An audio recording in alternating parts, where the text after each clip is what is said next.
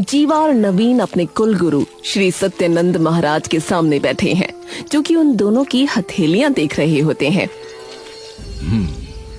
क्या हुआ गुरुजी?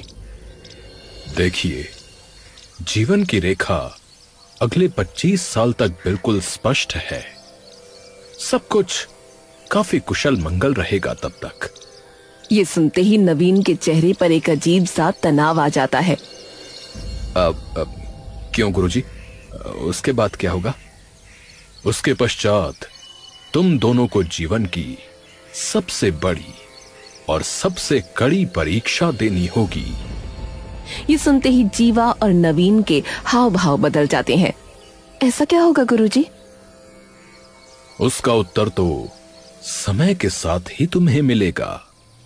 अब तो इसका कोई उपाय नहीं है। अपने पूर्वजों की सिखाई एक बात भूल गए तुम। कौन सी बात गुरुदेव? काल चलते रहना प्राकृतिक है। दिन चढ़ा है तो दिन ढलेगा भी। तो जो होना है उसे न कोई रोक सका है, न कोई रोक सकेगा। गुरुदेव, ऐसा क्या होने वाला है? पापा, आप बचपन से मुझे ये बताते आए हो कि हमारे दादा परदादा सभी लोग जंगल में रहा करते थे और हमेशा ही हमारी मान्यता मां वसुंधरा की रही है। हाँ हाँ। ये सुनते ही विनय की आंखें बड़ी बड़ी हो जाती हैं। पर फिर ये गांव में क्यों आ गए? नहीं, यहां आए नहीं। मेरे पिता यानी तेरे दादा ने यहां पे अपना गांव बसा लिया था, जिसके बाद यहां बाहर से भी लोग आके रहने लगे। हम लोगों की असल मातृभूमि तो जंगल ही है बेटा। इसलिए तो हम सबसे पहले मां वसुंधरा का पूजन करते हैं और इसीलिए हम वनवासी कबीले के लोग उन्हें माता बुलाते हैं। मुझे तो इसका कोई सेंस नहीं लगता पापा। ऐसे नहीं बोलते बेटा, वो हमारी देवी हैं। देखो पापा, सब कही सुनी बात है और कुछ नहीं। अच्छा ठीक है, मैं जाता हूं अभी। विनय वहां से चला जाता है। जाने क्या होगा इस लड़के का। 6 साल बाद। अब कुछ सालों में विनय भी अच्छा बड़ा हो जाता है, लेकिन अब नवीन और जीवा के सिर पर वो आपदा घड़ी पूरे तरीके से आ खड़ी होती है। मेरा तो मन घबरा रहा है जी। डर तो मुझे भी लग रहा है। पूरे 25 साल हो चुके हैं। अब न जाने ऐसा क्या होगा जिसका अंदेशा गुरुजी ने हमें दिया था। कोई बात नहीं, माता वसुंधरा है ना, वो सब संभाल लेंगी। तभी वहां विनय आ जाता है। माँ, मैं अपने दोस्तों के साथ जा रहा हूं, कुछ पैसे दे दो। अरे कल तो दिए थे तुम्हें। अरे तो खर्च हो गए ना पापा। बेटा कुछ काम वगैरह कर ले, अब तो तू 24 साल का हो गया है। अरे रहने दो पापा, आप फिर से शुरू मत हो जाना। बेटा एक बार बाहर तुलसी के पेड़ के सामने हाथ भी जोड़ जाना। अरे माँ, आपको पता है ना मैं इन सभी बातों को नहीं मानता। पर बेटा माता वसुंधरा हमारी पहचान है। नहीं पापा, वो आपकी पहचान है, मेरी नहीं। विनय चिड़चिड़ाता हुआ वहां से चला जाता है। जब से इसने उन दोस्तों के साथ रहना शुरू किया है, तब से ऐसे ही चिड़चिड़ा सा हो गया ये। सच में एक घड़ी भी हम दोनों के पास नहीं बैठता। विनय अपने दोस्तों के साथ घूम रहा होता है। हाँ भाई, लाया आज कुछ पैसे वगैरह है बे? अरे दिया ही नहीं यार। बोलते हैं कि कुछ काम वाम कर। तो कर लेना भाई, कुछ काम कर ले। अरे यार पहले कुछ खाते हैं, तुम भी पैसे निकालो भाई। अबे भाई तुझे पता है ना, मेरे पास होते तो मैं मना क्यों करता भाई। वैसे भाई तो तू है हमारा। अरे भाई तुम ये सब छोड़ो, चलो बढ़िया से नहाने चलते हैं नदी में। अरे यार लेकिन पहले कुछ खाने पीने का तो कर लेते हैं। बताओ नवीन, आज कैसे आना हुआ? गुरुजी, हम इसलिए आए हैं क्योंकि वो वक्त आ गया है जिसकी चेतावनी आपने हमें 25 साल पहले दे दी थी। श्री सत्यानंद कुछ देर के लिए चुप हो जाते हैं और फिर उन दोनों की ओर देखते हैं। तो अंततः परीक्षा की घड़ी आ ही गई। जी गुरुजी, पर अब हम क्या कर सकते हैं, हमें समझ ही नहीं आ रहा। वक्त के बहाव को कोई नहीं रोक सका। तुम्हें बस डट के मुकाबला करना होगा इस परीक्षा का। अब पर गुरुजी, कोई तो समाधान होगा।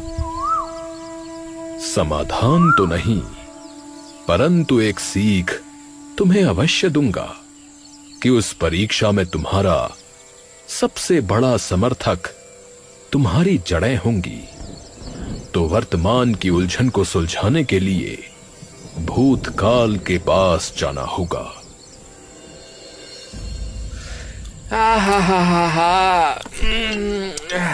भाई मजा आ गया खाने में, मजा आ गया यार।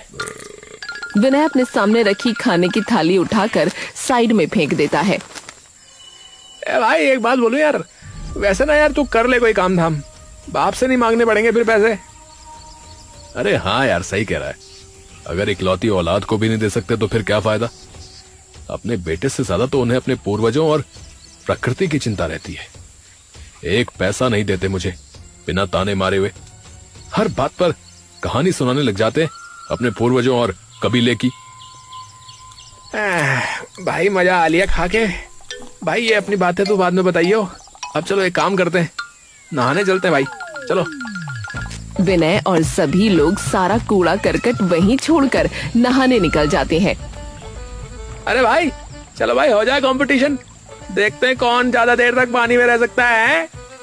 हाँ भाई आजा आजा। ए विनय, तू देखियो कौन बाहर निकलता है सबसे पहले हैं। हाँ ठीक है ठीक है। बबलू और बंटू तभी पानी में डुबकी लगा लेते हैं और काफी देर तक अंदर रहते हैं। फिर सबसे पहले बबलू बाहर निकलता है, उसके तुरंत बाद बंटू। हाँ भाई, देखा मैं जीत गया भाई। बबलू इधर उधर देखने लगता है। अबे भाई विनय कहाँ है? अबे हाँ यार, इतनी देर में ये कहाँ चला गया भाई? बंटू और बबलू बाहर निकलकर इधर उधर देखने लगते हैं, लेकिन उन्हें विनय कहीं नहीं मिलता। भाई कहाँ है ये? अबे पता नहीं यार, इतनी देर में कहाँ चला गया? भाई पानी के अंदर डूब तो नहीं गया ना? बंटू और बबलू नदी के अंदर जाकर भी उसे ढूंढते हैं, लेकिन उन्हें वो वहां भी नहीं दिखता। भाई एक काम करते हैं, गांव में देखते हैं यार, इधर उधर, क्या पता कहीं और बैठा हो। चल चल। दोनों शाम तक पूरा गांव देख लेते हैं, लेकिन उन्हें विनय कहीं भी नहीं मिलता। भाई क्या पता घर ही चला गया यार। हाँ भाई, एक बार देखते हैं, चल के चल। बबलू और बंटू उसके घर चले जाते हैं। बंटू और बबलू विनय के घर के बाहर पहुंचकर गेट खटखटाते हैं। थोड़ी ही देर में जीवा बाहर आती है। अरे तुम तो विनय के दोस्त हो ना? जी काकी, वो विनय घर पर ही है क्या? जीवा की आंखें एकदम से बड़ी हो जाती हैं। घर नहीं तो वो तो सुबह से तुम दोनों के साथ ही तो है। नहीं काकी, वो। जीवा के दिल की धड़कनें एकदम से तेज हो जाती हैं। क्यों क्या हो गया? बंटू और बबलू चुपचाप उन्हें देखने लगते हैं। क्या हुआ बताओ तो मुझे। बंटू और बबलू उसे डरते डरते सारी बात बता देते हैं, जिसे सुनते ही जीवा एकदम से सदमे में आ जाती है। हे भगवान, आ गई वो घड़ी। जीवा गुस्से में उन दोनों की ओर देखती है। ध्यान नहीं रख सकते थे तुम दोनों उसका? काकी, वो हम तो जब पानी से बाहर आए तब तक वो वहां से गायब हो चुका था। हे भगवान, जाओ तुम यहाँ से। बंटू और बबलू तभी वहां से चले जाते हैं। जीवा तभी अंदर भागी आती है और जाकर ये बात नवीन को भी बता देती है। हे भगवान, वो गया कहाँ पर इतनी देर में? मुझे नहीं पता, पर आप जल्दी से थाने चलो, पता नहीं कहाँ होगा मेरा बच्चा। नवीन और जीवा तुरंत थाने जाकर विनय के लापता होने की रिपोर्ट दर्ज करा देते हैं। देखिए साहब, विनय हमारी इकलौती औलाद है, उसके बिना हम लोग कहाँ जाएंगे। सच में साहब, वही एक सहारा है हमारा। देखिए, आप बिल्कुल चिंता मत कीजिए, हम अपनी पूरी जी जान लगा देंगे उसे ढूंढने में। धन्यवाद इंस्पेक्टर साहब। नवीन और जीवा इतना कह के वहाँ से निकल जाते हैं। सुनिए जी, मैं कहती हूँ एक बार हम भी जंगल की तरफ देख कर आते हैं ना। हाँ हाँ, चलो चल के देखते हैं। नवीन और जीवा उसे आधी रात तक जंगल में इधर उधर खूब खोजते हैं, लेकिन उन्हें विनय कहीं नहीं दिखता। हे भगवान, कहाँ गया मेरा बच्चा। नवीन हाथ जोड़कर प्रार्थना करने लग जाता है। हे माता वसुंधरा, हमारे बेटे की सभी भूलों को माफ कर देना और उसकी रक्षा करना माता। विनय बेहोश वहाँ लेटा होता है, लेकिन एकदम से उसकी आंखें खुलती हैं और वो झटपट उठकर बैठ जाता है।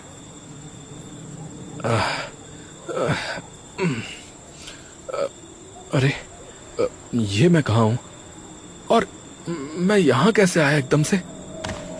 तभी ठंडी हवा का झोंका विनय के बदन को थरथराता हुआ वहाँ से गुजरता है। ठंड लग रही है, ठंड लग रही है। विनय तभी कांपता हुआ वहाँ से फटाफट उठकर एक पेड़ के नीचे आ खड़ा होता है। अरे अरे, ये क्या हो रहा है? मैं हूँ कहाँ और कौन लेकर आया मुझे? विनय तभी अपने दोस्तों को पुकारने लगता है। दोस्त कहाँ है मेरे? बंटू, बंटू, अरे भाई बबलू। कोई आवाज वापस उस तक नहीं आती। अरे यार, ये सभी लोग कहाँ चले गए? विनय उस भारी बारिश में ठंड से कांप रहा होता है। हे भगवान, यहाँ तो बहुत जोर की ठंड लग रही है। ऐसा लग रहा है ठंड से जम जाऊंगा। अब कहाँ जाऊं? विनय तभी हिम्मत करके इधर उधर देखने लगता है। तभी उसे एक छोटी सी गुफा दिख जाती है और विनय कांपता हुआ फटाफट उस गुफा के अंदर घुस जाता है। हे भगवान, सारे कपड़े गीले हो गए और ठंड बहुत ज्यादा लग रही है। अब क्या करूं? तभी विनय देखता है कि उस गुफा में कुछ लकड़ी और पत्थर पड़े हैं। हाँ, अरे पापा ने सिखाया था बचपन में कि लकड़ी और पत्थर से कैसे आग जलाते हैं। हाँ, वही करता हूँ। विनय तभी वो लकड़ियां इकट्ठी कर लेता है और 2 पत्थर उठाकर उन्हें आपस में रगड़ने लगता है। तभी एक जोर की चिंगारी उसमें से बाहर निकलती है और आग जल जाती है। बच गए भैया, बच गए। विनय आग के सामने बैठकर हाथ सेकने लगता है। वहीं दूसरी ओर अगला दिन भी पूरा निकल जाता है, लेकिन पुलिस को विनय का अभी भी कुछ पता नहीं लग पाता। देखिए, हमारी टीम कोशिश कर रही है। जंगल बहुत बड़ा है, आपको भी पता है, तो वक्त लग सकता है। नवीन और जीवा वहाँ से चुपचाप उठकर बाहर आ जाते हैं। 2 दिन हो गए पर उसका कुछ पता नहीं लग पाया। नवीन जी, मुझे अब बहुत डर लग रहा है। गुरुजी के अलावा अब हम कहीं और भी नहीं जा सकते। पर उन्होंने पहले ही मना किया है, इसका समाधान उनके पास नहीं है। पर बताना तो पड़ेगा ना, ताकि वो ये बता सकें कि अब हमें करना क्या है। नवीन और जीवा तुरंत सत्यनंद महाराज के पास पहुंचते हैं और उन्हें सारी बात बता देते हैं। गुरुजी, अब हम क्या करें? बेटी, ये कठिन समय है। इस समय तुम्हें अटूट बनना होगा। जिस माता वसुंधरा ने आज तक हम सबको संभाले रखा है, बस उन पर भरोसा रखकर अपना कर्म करना होगा।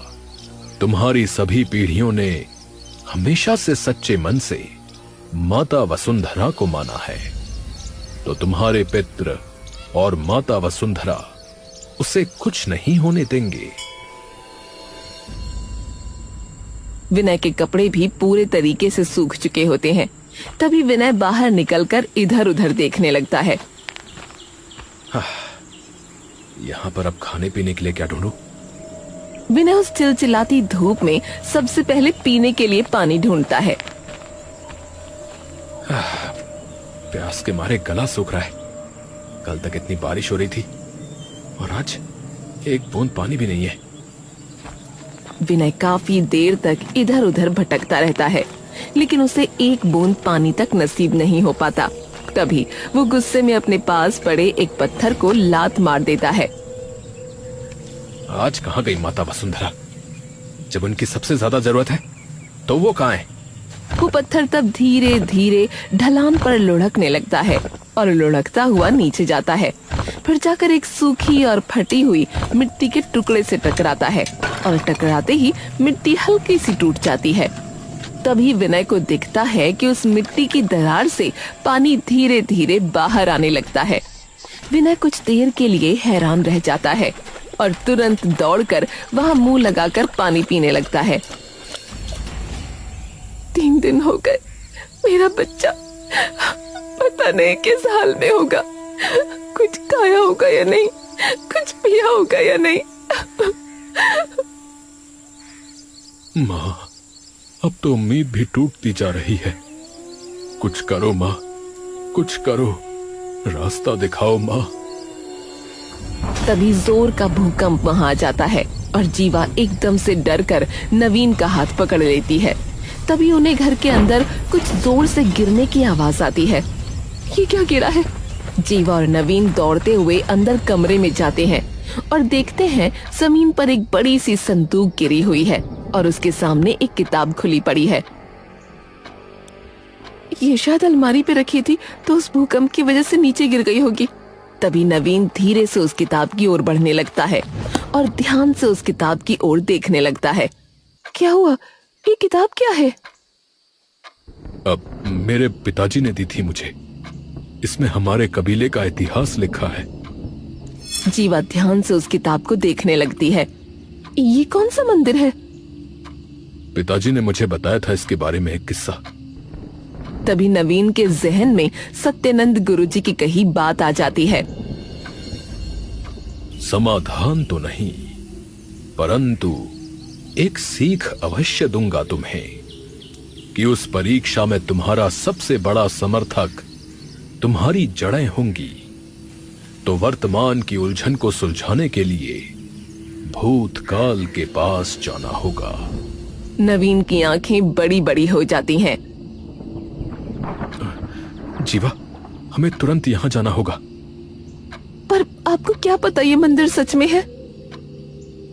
क्योंकि मेरे पिता कभी झूठ नहीं बोलते थे और वसुंधरा माता का संकेत है ये। वरना पूरे घर में उस भूकंप से एक यही चीज क्यों गिरी? हाँ, सही कहा। चलो जल्दी चलो। दूसरी ओर विनय को पानी तो मिल जाता है, लेकिन खाने की तलाश उसकी अभी भी अधूरी होती है। खाली पेट 3 दिन यूं बीत जाते हैं। अरे यार, अब तो चलने की भी हिम्मत नहीं हो पा रही है। तभी विनय को चक्कर आने लगते हैं और वो वहीं गिर जाता है। धीरे धीरे उसकी आंखों से दुख के आंसू बहने लगते हैं। माता वसुंधरा, मैं मानता हूं कि अभी तक मुझसे बहुत सी गलतियां हुई हैं। मैंने अपने माता पिता की कभी इज्जत नहीं की, जिन्होंने मेरे सिर पर मुझे छत दी, खाने के लिए रोटी दी। आज उनकी अहमियत समझ में आती है। और आप, जिससे मेरे पूरे खानदान की पहचान है, उनका मैंने हमेशा निरादर किया।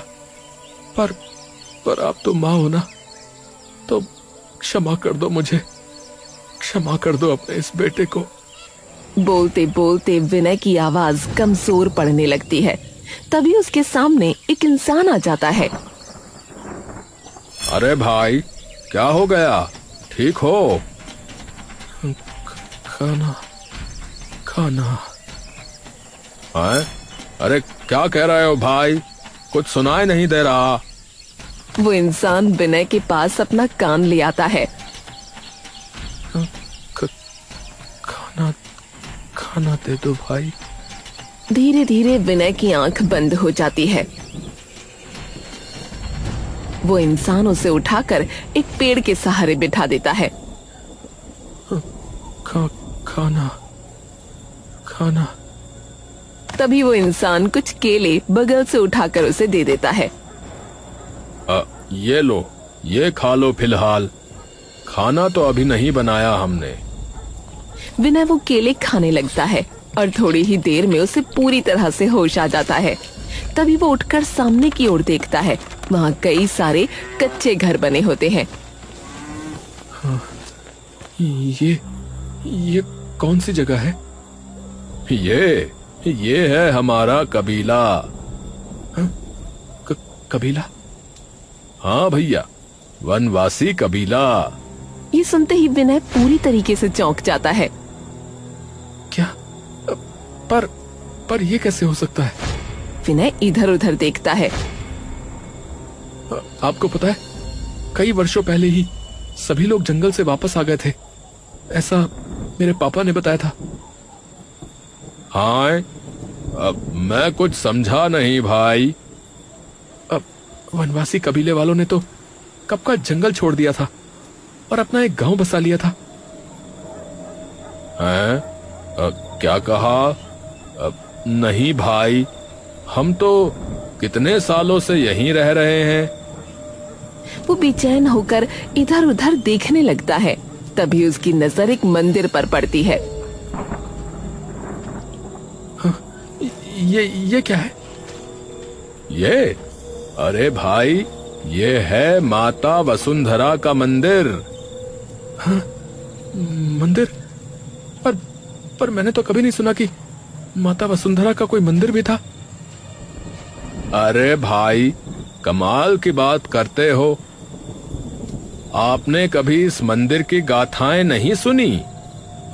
कैसी गाथाएं? वो इंसान विनय को मंदिर के अंदर ले जाता है, जहाँ एक बड़ा सा पेड़ खड़ा होता है। उस पेड़ पर कई सारे टीके लगे होते हैं और कई सारे फल वहाँ रखे होते हैं। अब ये क्या है? बैठो बैठो, बताता हूँ। विनय और भीम वहीं मंदिर में बैठ जाते हैं। हाँ तो भाई, ये बात तब की है जब मैं 10 साल का था। तब यहाँ बाढ़ आ गई थी। न जाने कितने पेड़ उस बाढ़ के दबाव में ढह गए। हमारे पास जाने का और कोई ठिकाना नहीं था भैया। और उस वक्त हम सभी लकड़ी और सूखी घास फूस की झोपड़ियों में रहते थे। तो सब लोग डर के इस मंदिर में छिप गए और हम सबको लगा कि मंदिर का खड़े रह जाना नामुमकिन है इतनी तेज बाढ़ में। लेकिन जब बाढ़ आई भैया, तो सब ढह गया, सब कुछ, सिवाय इस मंदिर के भैया, जिसने हम सभी की जान बचा ली भैया। तो ये मेरे पापा ने मुझे बताया क्यों नहीं? ये बताओ भैया कि वैसे तुम हो कहां से और यहाँ ऐसी हालत में क्यों गिरे हुए थे? विनय उसे सारी बात बता देता है। अच्छा, इसका मतलब है कि माता वसुंधरा की खूब कृपा है तुम पे भैया। ऐसा क्यों? अरे क्यों नहीं, अभी तक उन्होंने ही बचाया है तुम्हें। तुम जब ठंड से कांप रहे थे तो तुम्हें उस गुफा तक पहुंचाया जहां तुम्हें वो लकड़ी और पत्थर मिले। और देखो भैया, प्यास लगी तो देखो कैसे अनोखे तरीके से तुम्हारी प्यास बुझाई। और सोचो, जब तुम बिल्कुल बेहोश होने वाले थे, हैं, तब मुझे तुम तक पहुंचा दिया भैया। है ना माता का चमत्कार। विनय कुछ देर तक ये सुनकर स्तब्ध रह जाता है। उसकी आंखों से आंसू आने लगते हैं। मैंने न जाने कितनी बार सवाल उठाए माता वसुंधरा पे, न जाने कितना निरादर किया उनका। मैं जंगल में कहीं भी जाता तो वहीं कूड़ा फेंक देता था, नदी में कूड़ा फेंक कर उसे गंदा कर देता था। हर जगह मैंने बस कूड़ा ही फैलाया, हमेशा अपने पूर्वजों का मजाक उड़ाया, उनसे चिढ़ा रहा। लेकिन मैं ये भूल गया था कि मैं उस वंश से आता हूं जिसका वजूद ही प्रकृति से है, माता वसुंधरा से है। विनय हाथ जोड़कर रोते रोते वहां अपना सर झुका लेता है। माफ कर देना माता, माफ कर देना मुझे। हाँ भैया, बस इसी राह पे लाने के लिए ही तो तुम्हारी ऐसी परीक्षा ली गई थी भैया। विनय वापस उठकर उसकी ओर देखता है। वैसे आपका नाम क्या है? मेरा नाम है भीमदास। ये नाम सुनते ही विनय चौंक जाता है। हाँ? अरे यही नाम तो मेरे दादाजी का भी है। तभी एकदम से मंदिर का दरवाजा खुलने की आवाज उसे आती है और विनय एकदम से उस ओर देखता है जहां उसके माँ बाप खड़े होते हैं। हाँ? माँ, पापा। जीवा जैसे ही विनय को देखती है तभी उसकी आंखें भर आती हैं और वो सीधा विनय के गले लग जाती है। हाय मेरा बच्चा, कहाँ चला गया था तू? विनय तभी देखता है कि भीम अब वहाँ नहीं होता। अरे वो कहाँ गए? कौन? विनय इधर उधर देखने लग जाता है लेकिन उसे वहाँ कोई नहीं दिखता। विनय तभी मंदिर से बाहर निकलकर इधर उधर देखने लगता है लेकिन वहाँ भी अब कोई घर नहीं होता। तभी नवीन और जीवा भी वहाँ आ जाते हैं। अरे वो सभी घर कहाँ गए? बेटा क्या हुआ बेटा, तुम ठीक तो हो? विनय तभी नवीन की ओर देखता है। पापा आपको कैसे पता कि मैं यहाँ पर हूँ? नवीन उसे वो किताब दिखा देता है। बेटा, ये तेरे दादा ने लिखी थी तो इसमें इस मंदिर का पता चला। विनय ये बात सुनते ही पूरे तरीके से दंग रह जाता है। उसकी आंखों से आंसू बहने लगते हैं। क्या हुआ बेटा? विनय सारी बात नवीन और जीवा को बता देता है।